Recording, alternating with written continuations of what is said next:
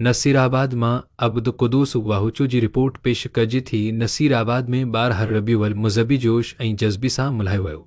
नात ख़ानी, केक काटण ऐं नारेबाज़ी सां रैलियूं कढियूं वयूं।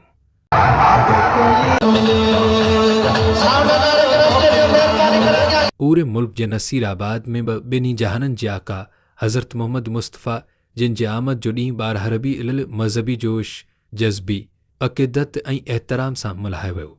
इन मौक़े ते जमात इस्लाह उल फ़ुक़रा नक्शबंदी असीनी, जमात अल सुन्नत रूहानी इस्लाह कुल मुस्लिमीन, ताहरी जमात ऐं जमात लोहारे समेत मुख़्तलिफ़ मज़हबी तंज़ीमनि पारां रैलियूं कढियूं वयूं।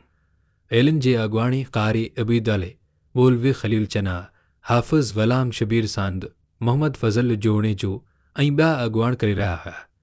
रैलियुनि में शरीक माण्हुनि पारां मरबा या मुस्तफ़ा ऐं मरबा या रसूलुल्लाह जा उभ ॾियारींदड़ नारा लॻाया विया।